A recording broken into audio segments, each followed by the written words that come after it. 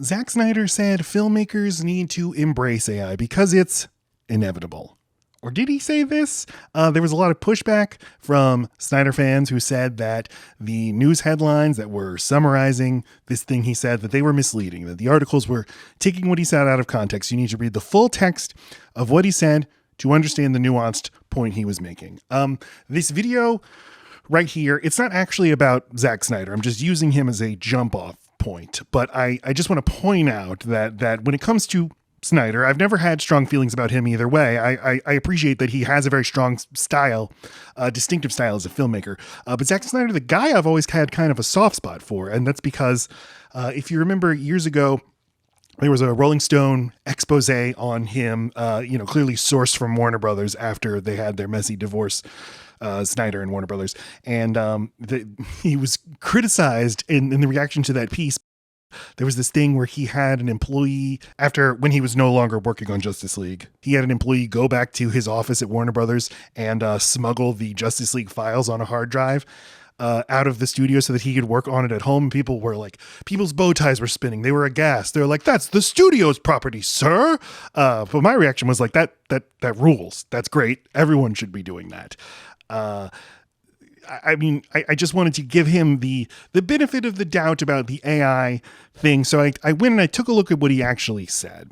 He participated in a panel produced by Wired magazine. The Big Interview is what the event was called. And this is what he told Wired managing editor Hamel Javeri. He said this, quote, "Educating yourself and understanding what it can and can't do is important right now, especially where it exists in image making and storytelling. You have to understand what it is and is not capable of, and you have to be able to use it as a tool as opposed to standing on the sidelines with your hands on your hips." End quote. Okay, so were the headlines misleading? He didn't say the word embrace, definitely, but he is making what I will call the soft advocacy case for AI. And I'm not doing this to single out Zack Snyder. Zack Snyder here is a cog. He's operating in a world where his bosses, the movie studios and the tech companies that he works for, they're pushing the use of AI more and more. And I think to get ahead in the industry, you will have to go along with this. I mean, in this same event, he talked about how much he loves the fact that his movies go straight to streaming. And like, whether he believes that or not, he feels like he has to say it because he works for Netflix. Anyway, if you know me, you know where I stand on AI. You know that I'm against it for labor, artistic, and moral reasons. I have extremely strong objections to it. The reason corporations are pushing for it is because they think ultimately they're going to extract more profit by eliminating human labor. That's the only reason it's happening. It's not happening because it will make people's lives any easier. And it's certainly not happening because it'll let filmmakers do cooler stuff. But let's set aside the value judgment of AI and just examine this question. Is AI inevitable? Let's just examine that question. So one way the case for AI is going to be made is with the argument that Zack Snyder is basically presenting, the inevitability argument. You know, there's nothing we can do about it. It's going to happen whether we like it or not. We need to be on the right side of history. And we're going to be seeing more and more filmmakers saying like that, you know, the sentiment being AI is here to stay. We need to embrace it and figure out how to use it to make the best art possible.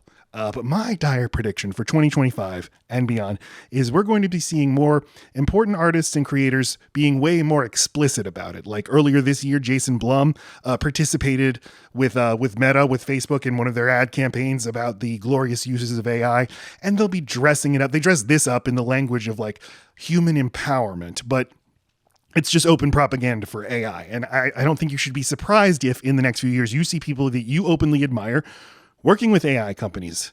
Nobody should be surprised if Steven Spielberg appears in an AI commercial, in a commercial for a company that's using AI. Because of this push, because people that we like and trust are going to be advocating for it, we will internalize the idea that AI is inevitable, that change is inevitable. There's no point in hiding from it. So we just have to embrace it and embrace the possibilities that it provides. But the thing about that is it's bullshit. It's a lie. Technological, economic, and political changes, they're only inevitable in the sense that very powerful interests want them to happen. There's no law that says that they have to happen, in the same way that when the deindustrialization of America started to really accelerate in the 1970s, that was also the line they were using. Like, it's inevitable. Nothing can be done about this. The jobs have to go overseas. I'm sorry. No, that was a lie. It was done by design. It was done by the ruling class as a way to maximize profits. There was only 3 big cell phone companies in America right now. Why is that? Well, it's because, the federal government allowed it to happen. There are antitrust regulations that are supposed to prevent giant companies merging, but they just didn't enforce them. So the reason that all 3 big cell phone companies can charge you, have the soft agreement not to undercut each other with their prices, is because it was allowed to happen by choice. The same thing is happening right now with AI. And AI in movies, that's not the biggest problem that we face as a people when it comes to AI, but it is a symptom of the big problem. The lie of capitalism is that we have no agency, that nobody has any agency. Things just happen. The market dictates that these things have to happen, and we just need to take some pills, slip into the bath, let the water rise above our heads, and it'll be just nice and soothing, and we just drift away. But it's a lie. It doesn't have to happen. It's happening because they want it to happen. When extremely powerful people like Zack Snyder say that AI is inevitable, that movies are going to get worse, in my opinion, as a result of AI, and people are going to lose their jobs, he's participating in the inevitability. He's helping cause it to happen. I mean, in a way, he is embracing it. When enough people tell you this is inevitable, you accept, yeah, I guess it's inevitable.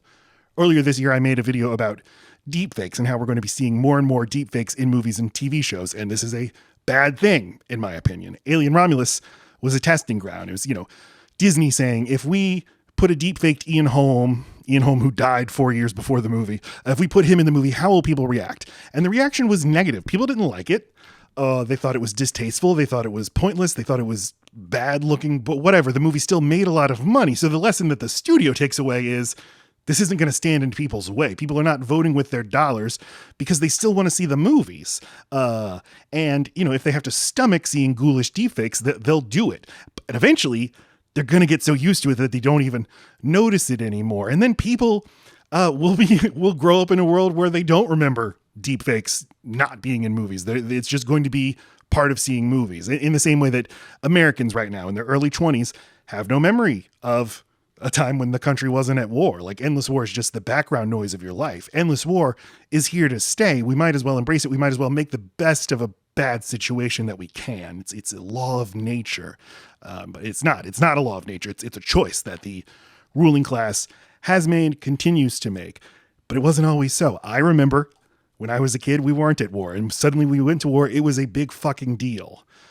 Every technological change, every political change, every economic change that happens, that puts people out of work, that makes our lives worse, it's done by choice. And that means there is the choice to say no. So Steven Spielberg, Greta Gerwig, Jordan Peele, Christopher Nolan, if you're watching this right now, and I know you are, I'm telling you that you can choose to marshal your power, marshal your resources against AI in the movie industry, against the enshittification that is affecting every industry in the world, that is affecting every product we use.